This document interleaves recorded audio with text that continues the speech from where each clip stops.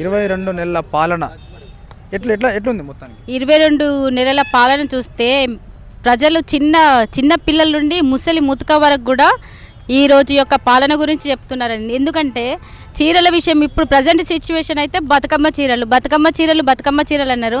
ఈ బతుకమ్మ అయిపోయింది, దసరా కూడా రాబోతుంది. వచ్చే సంవత్సరం దసరాకు మరి పండగ బట్టలు ఇస్తాడేమో మరి ఎమ్మెల్యే అయినా మరి మేయరమ్మ గారు మరి వచ్చే సొమ్మునంతా వచ్చే చీరలన్నీ ఇంట్లో పెట్టుకొని మరి వాళ్ళ పిల్లలకు మరి వాళ్ళ పిల్లలకి దాచిపెట్టుకొని వాళ్ళ చుట్టాలకి ఇట్లా పంపుకొని కావచ్చు. మరి చీరలన్నీ ప్రజలకు ఇవ్వకుండా దసరా కానుక అన్నారు. దసరా కానుక లేదు, ఏ కానుక ఎప్పుడు ఇస్తారండి? మరి ఇంకా కానుకలు వీళ్ళు బట్టలు ఇప్పుడు అందరు ఎంతో ఆశతో ఎదురు చూసుకుంటున్నారు. ముసలోళ్ళు కానీ అంటే కొందరు దీనస్థితిలో ఉంటారు. ఆ చీరలైనా కట్టుకుంటాము అనే ఒక ఆశతో, పండుగ పేరు మీద ఆ చీరలైనా కట్టుకుంటారు అనే ఒక ఆశతో ఉన్నారు. ఇప్పుడు మరి ఎవరికి వారు కేటాయించిన చీరలైనా తీసుకొచ్చి మరి ఎమ్మెల్యే గారైనా మేయరమ్మ గారైనా తీసుకొచ్చి ప్రజల సొమ్మును ప్రజలకి ఇచ్చేస్తే వారి చీరలు వాళ్ళు కొంచెం సంతోషంగా జరుపుకుంటారు కదా. ఏ వాడకి వెళ్ళినా కానీ ఏం ప్రభుత్వం అమ్మ, ఏం ఎమ్మెల్యే అమ్మ, ఏం కార్పొరేటర్లు అమ్మ, ఏమి పనితీరమ్మా అనే ఒక్కొక్కరు మాట్లాడుతుంటే వాడలు మాకు నవ్వుతున్నాం. ఎందుకంటే మాకు రెండు చీరలు కాదు, జాకెట్ ముక్క కూడా కనీసం లేదు. మరి ఇప్పుడు 2 చీరలు అని మాట్లాడారు. 2 చీరలు కాదు, జాకెట్ ముక్క కూడా ఇవ్వట్లేదు. ఇప్పుడు వాళ్ళ ఇళ్లలో పండుగలు చేసుకోకుండా ఉంటారా? మేయరమ్మ కానీ ఎమ్మెల్యే గారు కానీ వారి భార్య పిల్లలకు వాళ్ళ ఇంట్లో వాళ్ళకు బట్టలు కొనుక్కోకుండా ఉన్నారా? ఉన్న పేదవాళ్ళు ఉన్నారు ఎంతోమంది, వాటి మీద ఆధారపడి కూడా ఉన్నారు. వాళ్ళు ఎంతో ఆశతో ఎదురు చూసి వచ్చేదాకా సోమలింగం, వచ్చేదాకా రామలింగం అన్నారు చూడు, అది నెరవేర్చారు. మేము గెలిచినాక మా పని తూరి చూడండి, మా కథ చూడండి, ఆ గ్యారెంటీలు అన్నారు, అవ్వన్నారు ఇవ్వన్నారు. ఏం చేసిండ్రు?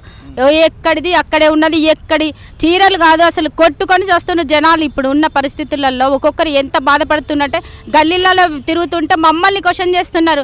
మరి మీరు అడగండి అని మేము చెప్తున్నాము. ఏందక్క ఈ పరిస్థితులు ఏంది? ఆ ఒక్క చీరని వచ్చినా మేము సంబరపడి కళ్ళకు మద్దుకొని తీసుకున్నాము అని ఎంతో ప్రజల యొక్క బాధని మేము నిన్న మొన్న తిరిగి చూస్తే గల్లీలలో కూడా వాళ్ళు బాధని మాకు చెప్పుకున్నారు.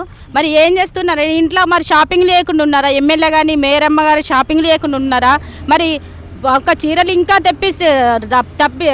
వచ్చే దసరా వరకు తెప్పించుకుంటూనే ఉంటారు. అయ్యింది మరి తెలుస్తలేదు ఆ చీరలన్నీ. గెలిచినప్పటి నుండి మీ ఎమ్మెల్యే రాజేందర్ది పరిపాలన ఏ విధంగా ఉంటుంది? అంటే ఎట్లా మీకు వచ్చి ఎప్పుడన్నా ఏమైనా ఆపదలో ఇప్పుడు ఎమ్మెల్యే అయితే అంటే చెప్తున్నా, ఆయన కాంగ్రెస్ వాళ్ళకే ఒక ఎమ్మెల్యే, ఇక మిగతా ఎవరు ఓట్లేయలే ప్రజలు కాదు, వాళ్ళ యొక్క మనుషులకే సేవలు చేయడానికే ఇప్పుడున్న ఎమ్మెల్యే మాత్రమే.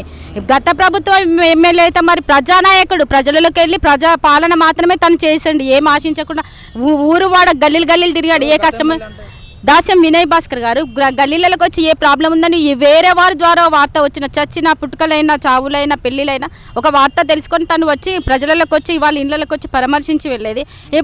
ఇప్పుడు వచ్చిన ఎమ్మెల్యే మరి ఏ ఇంట్లోకి వచ్చి ఎవరిని పరామర్శించిండో, మరి ఎవరిని పలకరించిండో, ఏ గల్లీలో తిరిగిండో, ఏం చూసిండో, ఏ బాధలు చూసిండో, ఏ మార్చిండో తీర్చిండో, గెలిచిండో మరి మాకు తెలియదండి. మరి మేమైతే చూడలేదు. ఏమన్నంటే ఎవరు పిలిపించుకుంటే వాళ్ళ ఇండ్లకు వచ్చి వాళ్ళు చర్చిలో ఎక్కడ ఎవరు వాళ్ళు ఉంటారు కదా, వాళ్ళతో ఉండే చెంచాలు, ఆ చెంచగాళ్ళు పిలిపించుకుంటే వాళ్ళ కోసం వచ్చి వాళ్ళ దగ్గర నిలబడి వాళ్ళకు డబ్బు రూపకంగాని ఏమైనా సాయాలు చేసి వాళ్ళ కోసం కాంగ్రెస్ లీడర్లకు మాత్రమే ఎమ్మెల్యేనా తను? లేకపోతే ప్రజల కోసం కాదా? ప్రజలు గెలిపియలేదా? ఓట్లు ప్రజలు వేసి గెలిపియలేదా తనను? ఓన్లీ వాళ్ళ చుట్టూన్న చెంచగాళ్ళు వేసి గెలిపించిందా తనను? ఎందుకంటే డబుల్ బెడ్రూమ్లో అయినా ఉన్న ఒక్క ఇంట్లో ఇద్దరికి ఇచ్చారు. వాళ్ళ ప్రజలకు వాళ్ళ ఉన్న చుట్టూ చెంచగాళ్ళకు మాత్రమే సాయం చేసే ఎమ్మెల్యే అయితే ఎట్లా కదండి? ఉన్న ప్రజెంట్ ఉన్న ఎమ్మెల్యే పరిస్థితి మరి గత ప్రభుత్వమైన ఎమ్మెల్యే దాస్యం వినయన్న గారు తన మనుషులనే కాదు, తన చుట్టూ ఉన్న మనుషులను వాళ్ళకున్న మనుషులను కూడా చూసి తను సాయం చేసిన వ్యక్తి. తను చదువులైనా ఏంటి, ఆరోగ్య విషయాలైనా ఏంటి, పెళ్ళిళ్ళైనా ఏంటి, ప్రతి ఒక్క విషయం చేసాడు.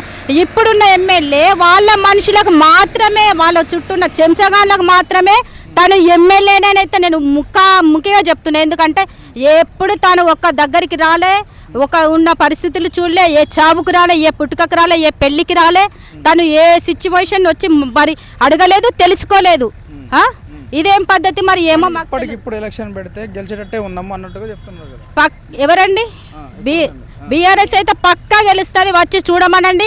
గెలుస్తారో లేదో వాళ్ళే ముఖాలు మూసుకొని ఎక్కడ పెట్టుకొని వెళ్తారో వాళ్ళకే గెలుస్తుంది. మేము చెప్పాల్సిన అవసరం కూడా లేదు. ఎందుకంటే జనాలు చాలండి, జనాలే మేము చాలా తప్పు చేసినామని చేతులు కొట్టుకుంటున్నాం ముఖానికి. ఎందుకంటే గల్లీలో ఏ గల్లీకి తిరిగిన ఒక గల్లీ కాదు, మార్పు కావాలనుకున్నాం కానీ అడ్డమైన మార్పు వచ్చిందని చాలా బాధపడుతున్నారు. ఎందుకంటే కరెంటు విషయంలో వాటర్ విషయంలోనైంది, చీరలు విషయంలోనే, ప్రతి విషయంలోనూ చాలా పొరపాటు చేశామని వాళ్ళే అందరూ జనాలు ఒక సిగ్గు తెచ్చుకొని చేతులు పెట్టుకొని ముఖాన్ని పెట్టుకొని ఏడ్చే పరిస్థితిలో ఉన్నారు. ఇది మార్పు కావాలి, మార్పు రావాలి. మంచి మార్పుని తెచ్చారు ఎమ్మెల్యే అయినా మన మేయరమ్మ గారైనా. మేయరమ్మ గారైతే ఒక్కనాడు కనబడలే మా గల్లీలల్లా. మేయరమ్మ ఒక్కనాడు కనబడలే.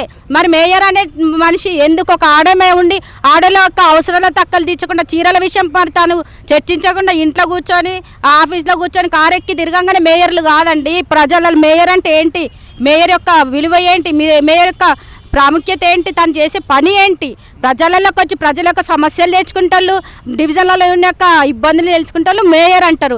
మేయర్ అని మేము కుర్చీలో కూర్చొని, సోఫాలలో కూర్చొని, చైర్లో కూర్చొని, ఏసీలో కూర్చొని, ఏసీ కార్లో తిరిగి చెమటలు దుడుచుకుంటామంటే కాదు కదా, అది కాదు. ఇప్పుడు మరి ఉన్న సమస్యలు ఏంటి, మరి చీరలు వచ్చినాయా, ఏమొచ్చినాయి, వాడలలో ఎట్లుంది, గల్లీలో ఆడల పరిస్థితి, ఆడలందరూ ఆమె ఒక ఆడమే కదా. ఆడలకు పరిస్థితి తెలుసుకొని చీరల విషయం ఫైట్ చేయకుండా, ఏ విషయాలు ఫైట్ చేయకుండా ఒక నాడు రాదు, అంటే ఓన్లీ మేము గద్దెక్కి కూర్చున్న మేము మేయర్ పదవులు ఉన్నా అనగానే అయిపోయింది కాదు కదా. అందరి సమస్యలు తెలుసుకోవాలి. తను ప్రజలలో ఉండేటోళ్ళే నాయకులు అండి. ప్రజలలో గెలిపించులు కాబట్టి ప్రజల పనులు చూసి ప్రజల యొక్క బాగోగులు చూసే వాళ్ళే నాయకులు.